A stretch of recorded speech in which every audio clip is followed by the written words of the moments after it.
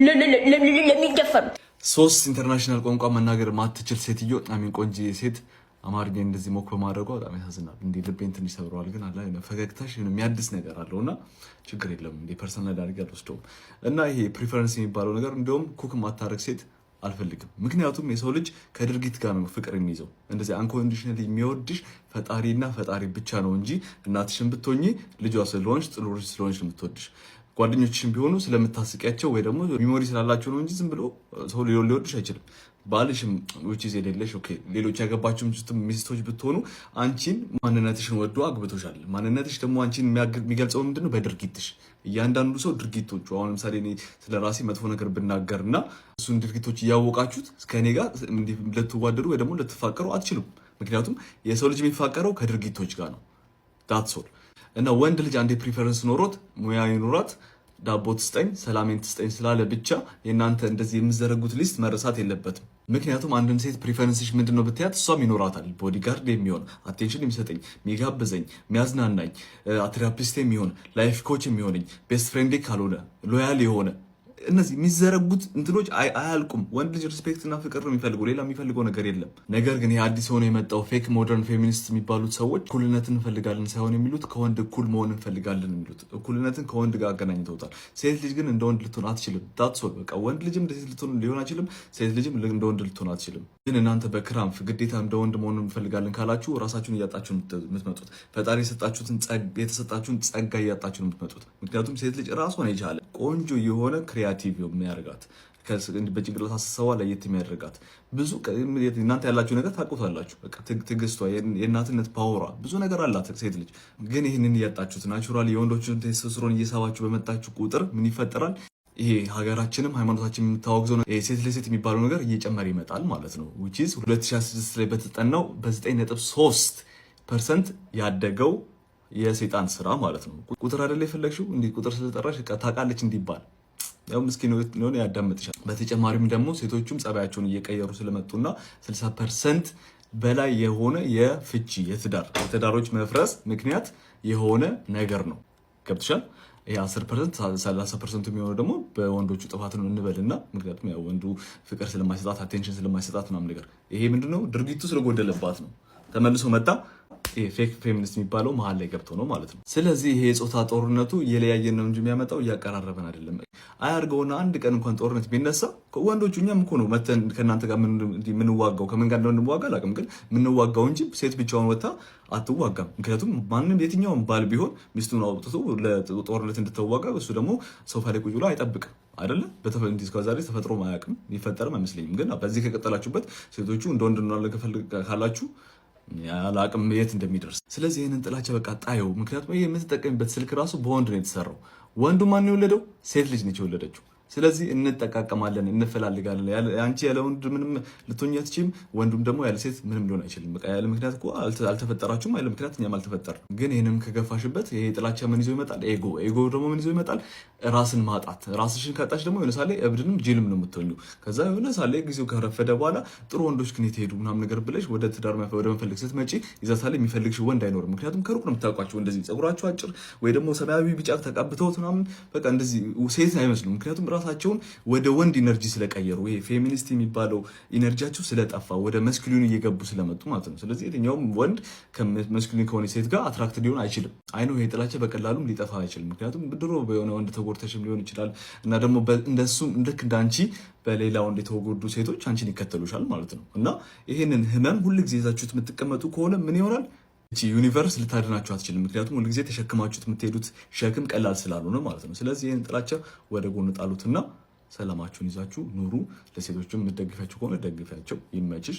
ግን ሄልዚ በሆነ መልኩ ይሄ ቶክሲክ የሚባለው ነገር በማውጣት ወንዶችን በመርገጥ ሳይሆን ወደ ላይ የምትወጡት ራሳችን ከወንድ ጋም ሴት ጋም ወንድ ጋም ሴት ጋም እያሉ እየተደጋገፉ ወደ ላይ መውጣት ማደግ ይባላል ማለት ነው። ይህ አይሆንም ካልሽ ወንዶች ስለ ሴቶች መናገር አይችልም እንዳልሽው ሁሉ አንቺም በቅርቡ ወንድ እየሆንሽ ስለምትመጪ ወይ ደግሞ እኔም ደግሞ ጆሮ ጌጥ ስላደረኩ ወደ ሴት እየተቀየርኩ ስለምመጣ እኔ ሞር ስለ ሴቶች መናገር መብቱ ያለኝ ማለት ነው። እና ልወጋው ራሱ እያሰብኩ ነው። ተጨማሪ ጆሮ ጌጥ ብቻ ማንበብ እንኳን ከቻልሽ አትሊስት ዲቮልስ ፍራው የሚባለው መጽሐፍ አንብቢው፣ በጣም ይረዳሻል። እንዲህ አሁን ያጣሽውን ነገር እየመለሰልሽ የምትመጪው እና ግን እስካሁን በጀርመንኛ ብቻ ነው ያለው መሰለኝ። ወይ አስተርጉመሽው ወይ ደግሞ በቃ አንቺ መላታችን ብቻ ጭንቅላት አለሽ አይደለ? አንብቢልኝ። እወድሻለሁ፣ እወዳችኋለሁ። ፎሎ ማለት እንዳትረሱ። ሌትስ ኮፒ ሳውት ምግብ የማትሰራ ሴት አልፈልግም።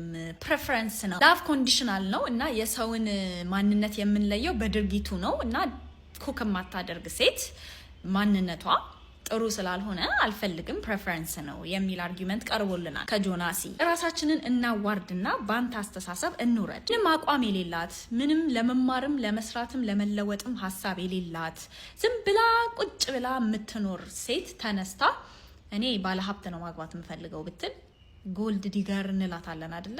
አኮርዲንግ ቱ ሄር ፕሬፈረንስ ሌብል ይሰጣታል። እሷ እውቀት ሳይኖራት፣ እሷ አላማ ሳይኖራት፣ እሷ የስራ ክህሎት ሳይኖራት ሀብታም ሳትሆን ወይም ደግሞ ሀብታም ለመሆን የሚያስፈልጉትን ምንም ነገሮች ሳታደርግ ሀብታም ወንድን ነው ፕሬፈር ማደርገው ስትል እቺ ጎልድ ዲገር እንላታለን። አንዳንድ ሰዎች እንደውም ይሄማ ዘመናዊ ሽርሙጥና ነው ይሉታል። 55 ሽማግሌ የ21 ዓመት የ20 የ19 ዓመትን ልጅ ቢመኝ ይሄ ፔዶ ብለን ፔዶ ፊሊያ የሚለውን ሌብል ከመስጠት አንቆጠብም። ምክንያቱም ስለሆነ ቤት ውስጥ ስራን መስራት የማይችል ወንድ የቤት ውስጥ ስራ መስራት የምትችልን ሴት ነው ፕሬፈር የማደርገው ብሎ የቤት ውስጥ ስራን ለመስራት ፍቃደኛ ሳይሆን፣ ሚስቱን ለማገዝ ፍቃደኛ ሳይሆን፣ ቤት ውስጥ ያሉትን ሴቶች ለማገዝ ምንም ፍቃደኛ ሳይሆን እንደዛ አይነት ሴቶች ብቻ ነው ፕሬፈር የማደርገው ብሎ ቢያወራ ጉልበት ዲገር ነው። እዛኛው ቪዲዮ ላይ እንዳልኩ ፕሬፈረንስህ ስለ ፕሬፈር ስለምታደርገው ሰው ማንነት ብቻ አይደለም የሚናገረው፣ ስላንተም ይናገራል፣ ስላንተም ማንነት ይናገራል። ሶ ኩክ የማታደርግ ሴት ፕሬፈር አላደርግም የሚል ሰው ሎጂክሊ ስፒኪንግ ኩክ የሚያደርግ ሰው መሆን አለበት። ያ ሌላ ሴት ልጅ ወንድ ትሁን ወይም ወደ ወንድ ትቀየር፣ ወንድ ልጅ ሴት ይሁን ወይም ደግሞ ወደ ሴት ይቀየር ያለ ሰው የለም፣ ብሎም የሚያውቅ ሰው የለም። ሶ that's irrelevant። ወንዶችም ሴቶችም እግርና እጅ እንዳላቸው ከርስ እንዳላቸው ሰዎች ሰርተው ይብሉ ነው። በናቹራል ቴስቴስትሮን እየሳባቸው የተባለውም አልገባኝም። በስትሮ ነው የምንስበው። I'm not even gonna get into that። ከ60% በላይ መፋታትን ወይም ደግሞ ዲቮርስ ሬትን ምን ላይ ብሌም ለማድረግ እንደተፈለገ አልገባኝም።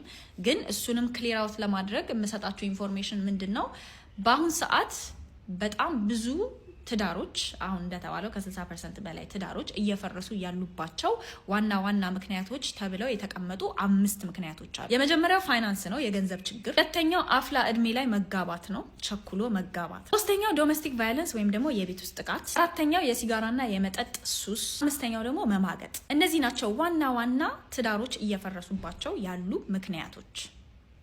so let's not blame women empowerment ወይም ደግሞ ኢኳሊቲ። ስለ ጦርነት ተነስቶ ነበረ። ስለ ጦርነትም ይሄው እያየነው ነው። ልክ ጦርነት ሀፕን ሲያደርግ የምትጠበቅ ፕሮቴክት የምትደረግ ከሞት ከመደፈር የምትተርፍ ሴት እንደሌለች በፊልስጤምና በትግራይ ክልል ጦርነት፣ አሁን በአማራ ክልል ጦርነት እያየነው ነው።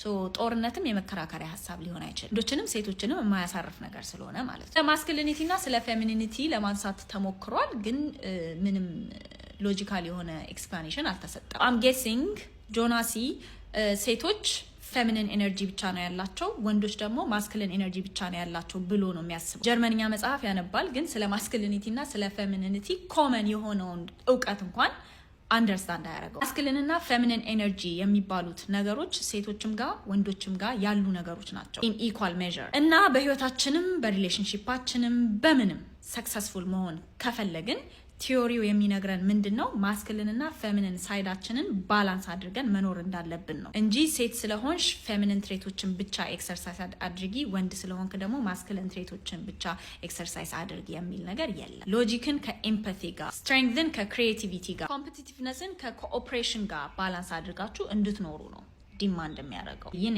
ያንግ ቲዮሪ መጀመሪያ በድመት ስታስፈራራ ነበር። አሁን ደግሞ ማንም ወንድ አይፈልግሽም፣ ልታብጂ ነው፣ ወንድ ልትሆኚ ነው ምናምን አይነት ማስፈራሪያ። ሬሳም አይምርም፣ አህያም አይምርም፣ አልጌተርን አልማርም ወንድ።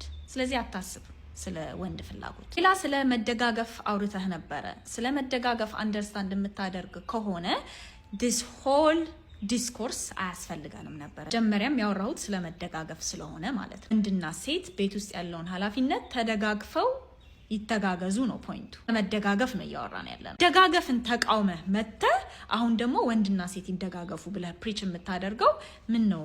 እንደ እስስት እዚህም እዛም ሆም። ሌላ ጀርመንኛ ማውራትህን በጣም እንደ ትልቅ ነገር አስበኸው። አሚን ትልቅ ነገር ነው፣ የሚናቅ ነገር አይደለም። ባይ ዘ ዌይ ግን ስለ ኢጎ እያወራህ ነበረ። ግን እኔ ላይ አንድ ቋንቋ የምታውቀው ቋንቋ ስላለ በጣም በቃ ላይክ ጀርመንኛ መጽሐፍ አውጥተህ ምናምን ሞኝ ነህ። ቴክ ዩር ኢጎ ፕራክቲስ ዋት ዩ ፕሪች